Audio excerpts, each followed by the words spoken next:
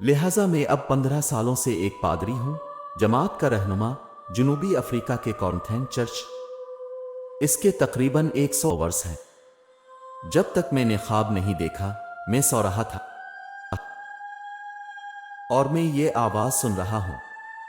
میں چرچ میں سو رہا تھا۔ یہ ایک چھوٹا سا کمرہ ہے، کمرے کا ایک چھوٹا سا ٹکڑا ہے۔ پھر میں نے یہ آواز سنی۔ یہ کہتا ہے، اپنے آدمی سے کہو سفید کوتا پہننا۔ میں نے کہا، اے مسلم سر۔ پھر میں نے کہا، یہ صرف ایک خواب ہے۔ وہ بار بار آیا اور پھر آخری بار یہ آواز اب جارحانہ ہو گئی، اپنے آدمیوں سے کہو۔ پھر میں چلا گیا۔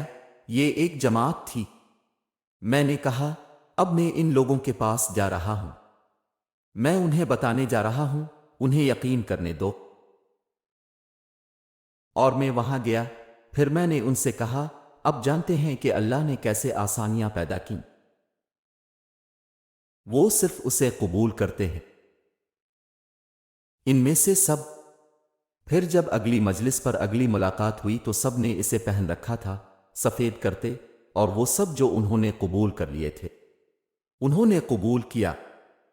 3 مہینے پہلے میں چرچ میں شاہدہ سے ملا تھا۔ میں جو کہہ رہا تھا اس کی حمایت کر رہے تھے، وہ بھی کہہ رہے تھے۔ وہ 1000 آوازیں کہتی ہیں، ایک، اسے میرے ساتھ شہادت دو۔ ہم خوش ہوئے۔ پھر میں نے مسلمان بھائیوں کو آتے دیکھا۔ میں نے کہا، میں آپ کا انتظار کر رہا ہوں۔ میں آپ کا انتظار کر رہا ہوں۔ میں نے خواب دیکھا تھا کہ تم یہاں آؤ گے۔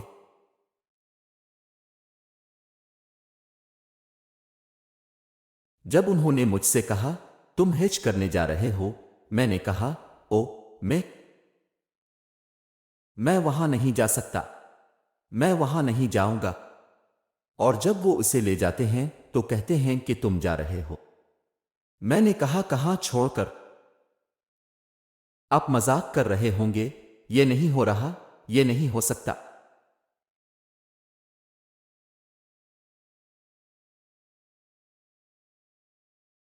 السلام علیکم محمد۔ جب ہم یہاں گئے تو وہ اکیلا تھا۔ میں نقش قدم پر چلوں گا، اور میں ان نقش قدم پر چل کر یقین کرتا ہوں لاکھوں جنوبی افریقہ میں میرے لوگ ان نقش قدم پر چلیں گے روشنی کو دیکھنے کے لیے۔ یہ روشنی کا پہاڑ ہے۔ میں اپنے خاندان میں پہلا ہوں یہاں چھونے کے لیے۔ یہ مٹی، یہ مبارک مٹی، روشنی کا پہاڑ۔ اسی پہاڑ سے اسلام کی روشنی شروع ہوئی۔ یہ ٹھیک ہے۔